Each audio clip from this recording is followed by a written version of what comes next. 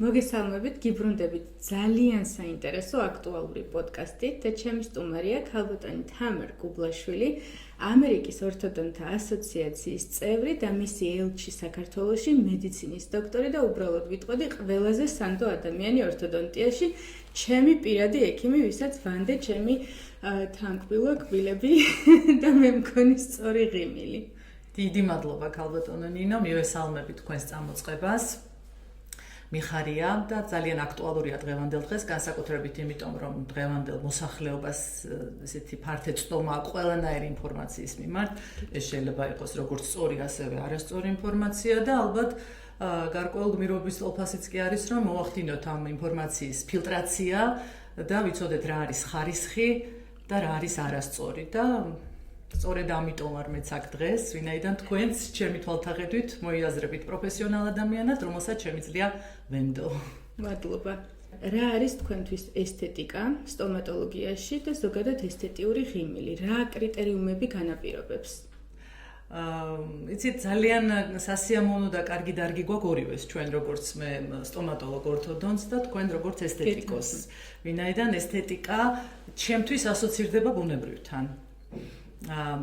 ესთეტიკის კრიტერიუმები ზოგადად იცვლება საუკუნეების მანძილზე, ხო, რაც იყო თქვათ მე-20 საუკუნის დასაწყისში, რაც მიღებული იყო ლამაზად, დღეს შეიძლება თქვათ გარკვეული ცვლილებებია ამაში და ერთგვარად ჩვენი დარგი, ორივე დარგი ძალიან სწრაფად მზარდია ბოლო 10 წლების განმავლობაში და ამას ალბათ ხელი შეუწყო ტელეკომუნიკაციის სოციალური ქსელების, ასევე კინემატოგრაფიის განვითარებას, ვინაიდან ადამიანებს გაუჩნდათ უკვე გმირები. და ისინი ცდილობდნენ, რომ ამ გმირებს დამსგავსებოდნენ, ეს იქნებოდა თქვა თვალებით, კბილებით, სწორედ აქედანაც მოდის ეს ჰოლივუდის ღიმილი, დიახ. რამდენად ჯდება ორთოდონტიის სტანდარტში ჰოლივუდის ღიმილი? რა არის რეალურად სწორი ჰოლივუდის ღიმილი და რას აღიქვამენ ჩვენი პაციენტები ჰოლივუდის ღიმილად? ჰოლივუდის ღიმილი ჩემთვის პირველ რიგში ასოცირდება ხარისხთან. ეს არის ესთეტიკა და რა თქმა უნდა ეს არის ხარისხი. იმიტომ რომ პაციენტები მოდიან ჩვენთან, გთხოვენ რომ მათ სურთ კონდეთ ლამაზი ღიმილი და თქვენთან შესაბამისად რომ კონდეთ მათ ალბათ ლამაზი სახის გამომეტყველება, მაგრამ ეს ხომ არ არის რემონტის გაკეთება სახლში რომ ვიტყვიან. ხომ რომ კედელი მინდა იყოს თეთრი. ეს რეალობას უნდა შეესაბამებოდეს და პირველ რიგში ლამაზი ჩემთვის არის ბუნებრივი. თქვენთვის რა არის ქალბატონინო? კბილს თუ გულისხმობთ თუ ზოგადად ადამიანს როდესაც შეხედავთ, ხო? მე როდესაც ვუყურებ ადამიანს, ჩემი მზერა გარბის პირიზღლუში. სახის ქვედა მესამედი. ჩემიც ხშირად გარბის, როდესაც ტუჩზეა საუბარი. ზოგადად მთავარი ჩვენთან არის პროპორციულობა. პროპორციის დაცვა, რაც თავისთავად გულისხმობს იმას, რომ ზედა ქვედა ყბა უნდა იყოს ერთმანეთთან პროპორციულ შესაბამისობაში, ზედა და ქვედა ტუჩი ერთმანეთთან უნდა იყოს პროპორციულ შესაბამისობაში და მთლიანად სახის ქვედა მესამედი უნდა იყოს პროპორციულ შესაბამისობაში სახის ზედა და შუა მესამედთან. ეს ყველაფერი თავისთავად უკვე ადამიანების გაუაზრებლად სხვა ადამიანს აღაქმევინებს ლამაზად. ანუ პროპორციულობას და ასევე ბუნებრივობას აქ არსებითი მნიშვნელობა. რაც საკმაოდ იშვიათია პაციენტის მხრიდან მოთხოვნის დროს. რა სიტყვის ყველაზე ხშირად ქართველი პაციენტი თქვენგან როგორც ორთოდონტისგან? ქართველი პაციენტი ითხოვს ყველაფერს სწრაფად ერთ დღეში და იაფად და როგორც ჩემთან. ხო და აქვე ალბათ უნდა გავიხსენოთ ჩვენ კარლ ლაგერფილდის ფრაზა და ის სტერეოტიპი რომ დაანგრია მან საერთოდ რომ სილამაზე მოითხოვს მსხვერპლს. ჩემი საყვარელი გამოდგა. რას მოითხოვს სილამაზე? სილამაზე მოითხოვს ფინანსებს. ფინანსებს ისე რომ სწრაფი და იაფი არაფერი არ არსებობს, ხარისხი ყოველთვის ასოცირდება უფრო მეტ ძალისხმევასთან, ხშირ შემთხვევაში ეს თქვა ორთოდონტიული მკურნალობა, აი უნდა ადამიანს რომ გაისწოროს კბილები 5 თვეში, 6 თვეში, არ არსებობს ესეთ რაღაცა ხშირ შემთხვევაში, ეს დაახლოებით წელიწად ნახევარს მოითხოვს, ვინაიდან ჩვენ ვართ ფოკუსირებულები ხარისხთან. ანუ ის რაც ტელეეკრანზე ჩანს და აქ მე მინდა ხაზი გავუსვა, ეს თეთრი და დიდი ზომის კბილები, რაც დღესდღეობით საქართველოში ძალიან ტრენდულია, სინამდვილეში ეს შეიძლება ესე სულაც არ იყოს და ეს პაციენტი პირიქით იყოს მსხვერპლი. და აქ ჩვენ გვაქვს ჯანმრთელობასთან. და კავშირი, ხო? შეუძლებელია 20 წლის ადამიანის და 70 წლის ადამიანის კბილი ერთნაირი ფერის იყოს, ერთნაირი ფორმის იყოს. აქ ჩვენ ინდივიდუალური თავისებურებები უნდა გავითვალისწინოთ, აი როდესაც რემონტი ვახსენე, მე ქალბატონო ნინა, ხო? ყველა ადამიანს სჭირდება ინდივიდუალური მიდგომა.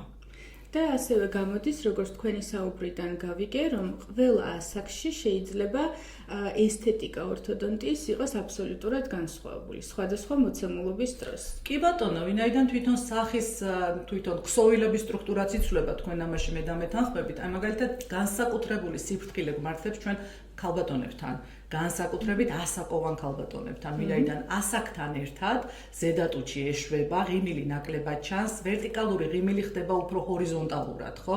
ამიტომ ფრთხილად უნდა ვიყოთ, როდესაც საუბარი გვაქვს ჩვენ თქვათ, საქმე გვაქვს კბილების ექსტრაქციასთან, ამოღებასთან. სასურველი არ ჩატარდეს ამოღება. და საინტერესო იცით რა არის, რომ ჩვენი პაციენტების, აი მე სტატისტიკური კვლევაც მაქვს ჩატარებული ჩემს კლინიკაში, 100%-დან 99 ითხოვს ესთეტიკას. ამიტომ ალბათ მაინც ფუნქცია თუ ესთეტიკა, რა თქმა უნდა, ფუნქცია ძალიან მნიშვნელოვანია, მაგრამ მე ყოველთვის გამოდივარ ესთეტიკიდან. რათა აი ეს მანდილოსნებს განსაკუთრებით ძნელად თულად გადააქვს და ქალბატონო ნინა, ფილერი მაინც თუ კბილების გასწორება. გულწრფელად რომ ვთქვა, როდესაც ორთოდონტიულ დარღვევებს ვაწყდები, იმიტომ რომ რამდენადაც გასაკვირი არ უნდა იყოს, მეც პირის ღრუში ჩახედვით ვიწყებ კონსულტაციას ძალიან ხშირად. ჯერ ორთოდონტია და მერე ფილერი. ვინაიდან ძალიან ხშირად შემიძლია ხმამაღლა განვაცხადო, რომ შეუძლებელია გამოვიდეს ლამაზი ფორმის ტუჩი, თუ არ გვაქვს სწორი თანკბილვა, სწორი დგომა რკბილთა რკალის და ზედა-ქვედა ყბის შეთანასწორება არ არის სწორი. გამორიცხულია, რაც არ უნდა მოვინდომოთ. კბილთა რკალი და თანკბილვა ჩემთვის როგორც ესთეტიკური მედიცინის ექიმისთვის არის საყრდენი, საფუძველი, ისევ სახლისმშენებლობაზე გადავალ, კარკასი, რომელზეც მე ჩვენ უნდა დავაშენოთ, ასე ვთქვათ, გარეგანი ესთეტიური მხარე ტუჩის კუთხით. რბილი ქსოვილი ვერ შექმნის იმ ესთეტიურ სილამაზეს, დგომას და პროპორციებს და ფორმას, თუ უკან ფიზიკურად კბილები არ უწყობს ხელს. ამისი აღქმა პაციენტებისთვის, რომელიც მოდის და უცბად უნდა შედეგი ლამაზი ტუჩით, აწყდებიან ხოლმე ძალიან დიდ ბარიერს, იმიტომ რომ მათთვის ეს აქამდე არ ქონდა არავის ნათქვამი, რომ ვეუბნები, რომ იცი რა, უნდა დაიწყო ორთოდონტიული მკურნალობა და იქ მე ვაწყდებით ზუსტად იგივე ჩიხში შევდივართ, რომ ეს არის წელიწადნახევარი, 2 წლიანი მკურნალობა, რთული გზა, მაგრამ სამაგიეროდ ეს არის ჩემი აზრით ყველაზე სწორი გზა. ასევე ალბათ აქვე ხაზი უნდა გაუსვათ იმ მომენტს, რომ ჩვენ უნდა ვიყოთ პაციენტების მიმართ ძალიან გულწრფელები, ხო მართალია? იმიტომ რომ არის შემთხვევები, როდესაც პაციენტი მოდის, მას მაგალითად აქვს სუსტი ნიკაპი, ანუ საერთოდ არ არის გამოხატული ნიკაპი და მას ჩემგან აქვს მოლოდინი, რომ მე ნიკაპს გავზრდი. არა, მან უნდა იცოდეს, რომ ნიკაპი არ გაიზრდება, ნიკაპის ანატომიური ფორმა არ შეიცვლება, უბრალოდ ჩვენ ვაკეთებთ ეგრეთ წოდებულ კამუფლაჟს იმ პრობლემისა, რაც არის, თუ მას უფრო მასშტაბური ცვლილებები სურს, აქ უკვე ორთოდონტიულ ქირურგიული, პლასტიკური ქირურგია ერთვება შესაბამისად, ანუ აი ეს მომენტიც გასათვალისწინებელია. ქალბატონო თამარ, რა არის ოკლუზიის პათოლოგიები და რა ტიპის პათოლოგიებს შეიძლება წავაწყდეთ პაციენტებში? თანკბილის ანომალიები ზოგადად სამივე სიფრთხეში განიხილება. ეს განივი სიფრთხე რომ ავიღოთ, ტრანსვერსალური ეგრეთ წოდებული, ანტეროპოსტერიული, ან წინ და უკან და ვერტიკალური სიფრთხეც, ხო? აი მაგალითად ხშირად ხდება ჩვენ სახის ასიმეტრია, გამოწვეული სწორედ ამ ტრანსვერსალური, ანუ განივი მიმართულებით განვითარებული პრობლემით, კერძოდ აი ზედაყბა ძალიან ხშირად არის ხოლმე შევიწროებული. რასაც იწვევს ზედასასუნთქი გზების პათოლოგია. ნახეთ, ძალიან მნიშვნელოვანია, რომ ეს პრობლემა ბავშვობაშივე მოგვარდეს, ვინაიდან როდესაც ესეთი თანკბილვა გვაქვს ჩვენ, ანუ ირიბი თანკბილვა, ბავშვი იძულებულია ღეჭოს ცალმხარეს. შესაბამისად, ცალმხარეს კუნთების ტონუსი უფრო გაძლიერებულია, აქტივობა გაძლიერებულია და ჩვენ ვიცით, რომ კუნთი თავისთავად წარმოადგენს სტიმულს ძვლოვანი ქსოვილის განვითარების. ამიტომ ვითარდება ცალმხარეს უფრო მეტად და ეს თუ გაგრძელდა და არ მოგვარდა ბავშვთა ასაკში, თუ მოგვაკითხავს ჩვენ 25 წლის ასაკში პაციენტი და გთხოვს ამ ასიმეტრიის გამოსწორებას, ცალსახად მას მე ვეუბნები, რომ შეუძლებელია პლასტიკური ქირურგიის გარეშე. ამიტომ აი ეს მშობლებისთვისაც ალბათ საყურადღებოა, რომ ზედასასუნთქი გზების პრობლემები ბავშვობაშივე მოგვარდეს და მიხედვა გაფართოება ზედაპირის მოსწრაფდეს. რა საკანტეა ეს? დაახლოებით 10-12 წლის ასაკამდე, ვინაიდან სასას გააჩნია ნაკერი, სასა თავისუფლად შედგება 2 ძვლისგან.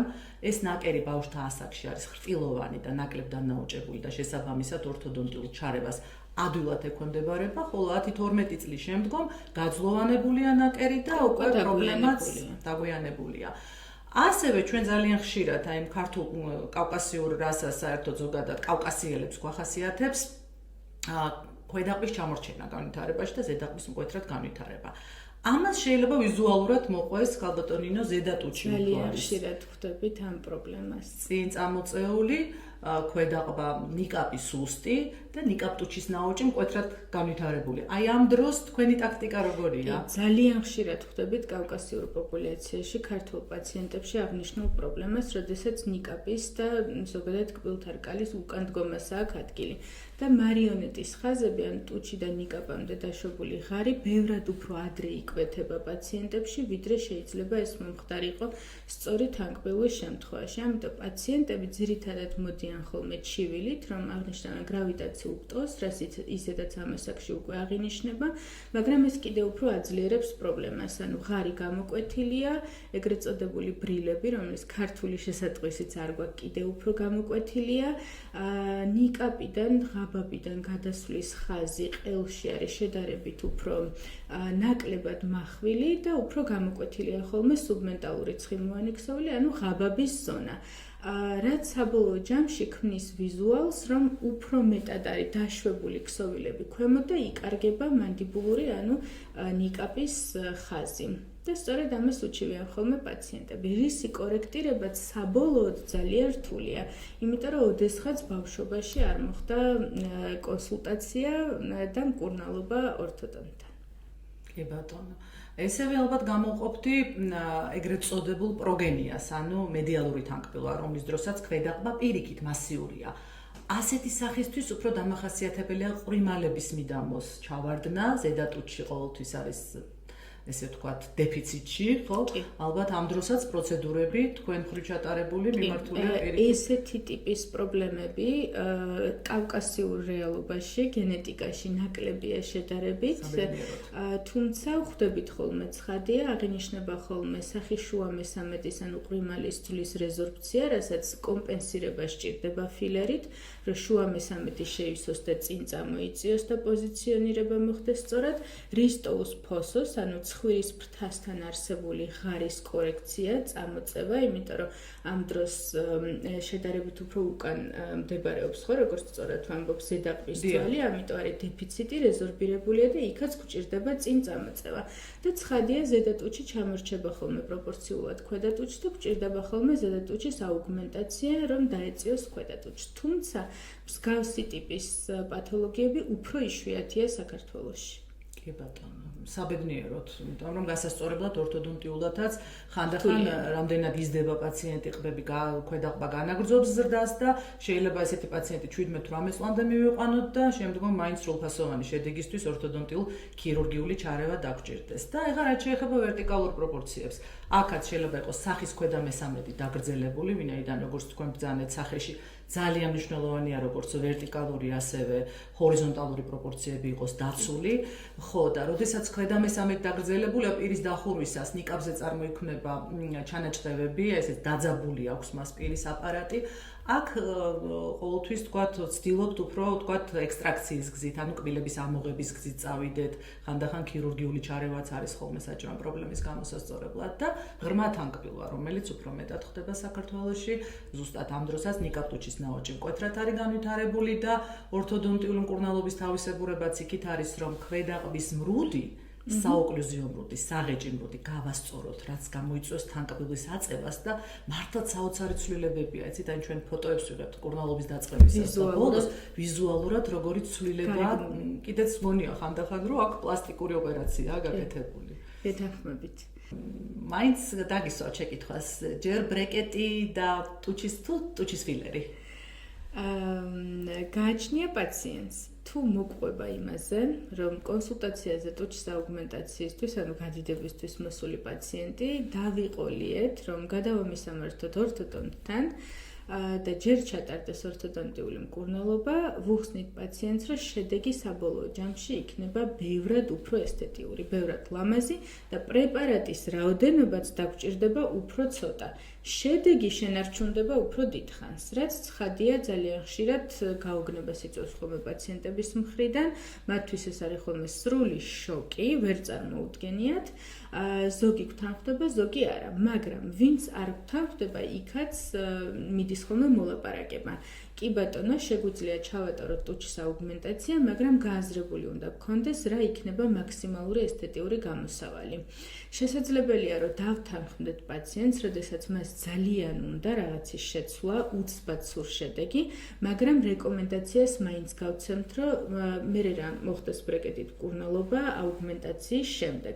თუ პაციენტი უკვე ატარებს ბრეკეტს და გადის მკურნალობის კურსს, ვეუბნები ხოლმე, რომ როდესაც დაგეგმილია უკვე რამდენიმე თვეში ბრეკეტის მოხსნა, სასურველია, რომ ტუჩის აუგმენტაცია გაკეთდეს ბრეკეტის მოხსნის შემდეგ, იმიტომ რომ ჩემზე კარგად მოგეხსენებათ, რომ ასე თუ ისე ოდნავ ტუჩის ზომა და ფორმა იცვლება, მაგრამ თუ ახალი დამაგრებულია ბრეკეტი და კიდე წინ პაციენტს აქვს დაახლოებით წელიწადი ნახევარი 2 წლამდე მკურნალობის გზა გასავლელი, შეგვიძლია, რომ იმ მოცემულობაზე მივიღოთ გარკვეული ესთეტიური მხარე, პროპორციები, ასე ვთქვათ, განსაზღვროთ ბრეკეტთან ერთად.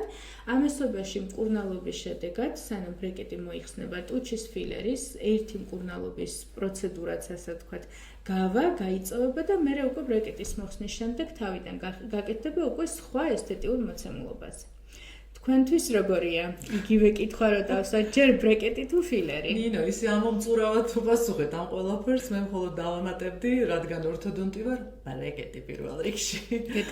თუ მინდა ხანგრძლივი, ხანგრძლივი სწორი ესთეტიური შედეგისთვის ნამდვილად ჯერ ორთოდონტიული მკურნალობა განიხილება სწორად. და კიდევ ერთხელ პაციენტი ამისთვის უნდა იყოს განვითარებული, განათლებული, სწორედ ამას ემსახურება ალბათ ეს ჩვენი პოდკასტიც, ხო, რაც უფრო მეტი ადამიანი გაიგებს რა არის ჯანმრთელობისთვის პირველ რიგში აუცილებელი, ალბათ უკეთესი იქნება.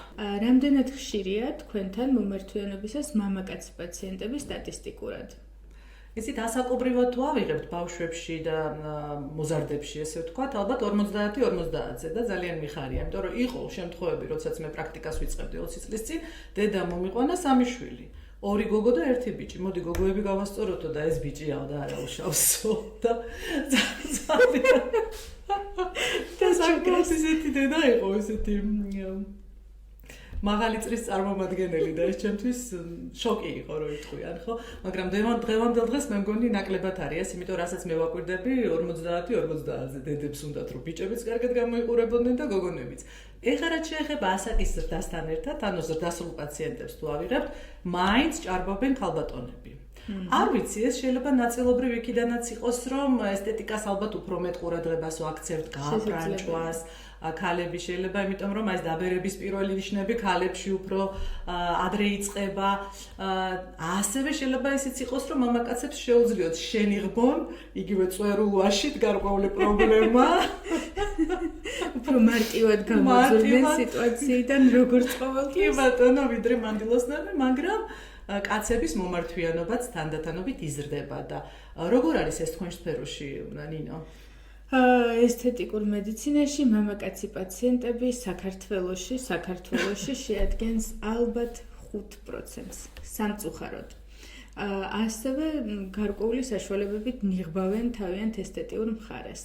თუმცა ვიტყოდი, რომ იმედი მაქვს, რომ მომავალში იქნება ამ ტრენდის ზრდაც, რომ მამაკაცი პაციენტების მომართვიანება ესთეტიკურ მედიცინაში იქნება უფრო მაღალი.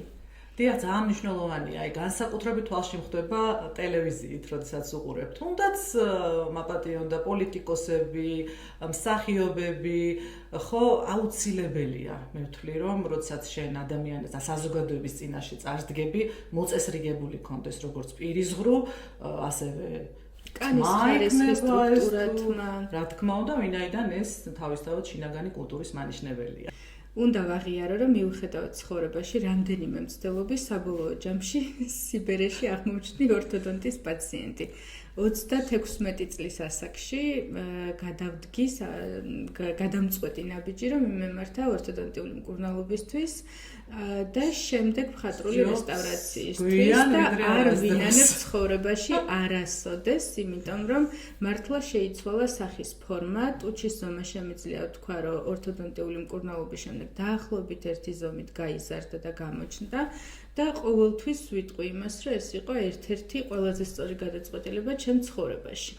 და იგივე სურვილი მაქვს ხოლმე ჩემ პაციენტებთან, რომლებსაც სამწუხაროდ მე ვაწყდები ხოლმე ესეთ ხშირ პრობლემას, რომ ურჩევნიათ სწრაფად მიაღწიონ ესთეტიურ მხარეს მხოლოდ, ანუ ვინირებით, ცერეკ სისტემით და რატომღაც ნაკლებ ყურადღებას აქცევენ ხოლმე სწორ თანკბილვას.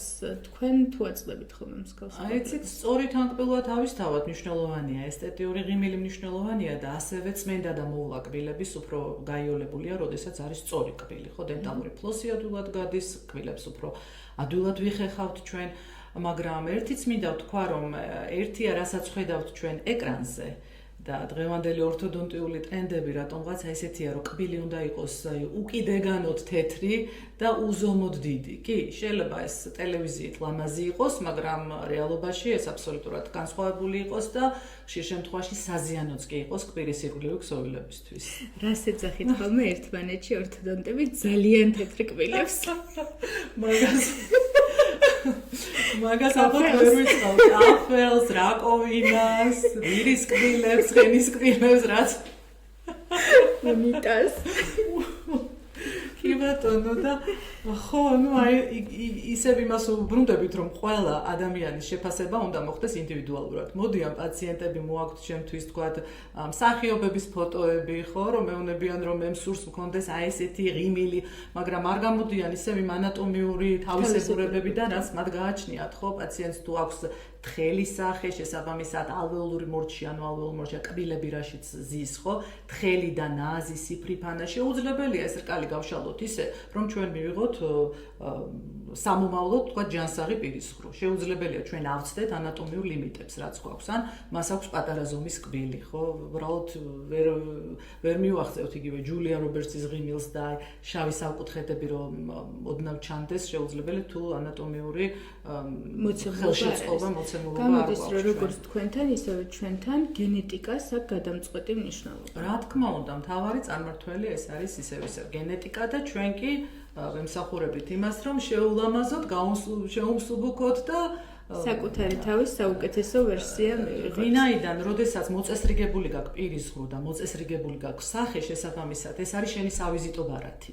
ნებისმიერ სფეროში იქნები შენ სპორტსმენი, იქნები შენ ექიმი, ბიზნესმენი, ხო, ეს უკვე ადამიანს თვითდაჯერებულობას მატებს და ასევე პირველი შეხვედრისას ძალიან დადებით შთაბეჭდილებას ტოვებს გარემოყოფზე. ეს არის წარმატებასთან გაიგივებული, ხო, მოწესრიგებული სახე, მოწესრიგებული პირისღრო, ეს არის წარმატების მაჩვენებელი თავისთავად.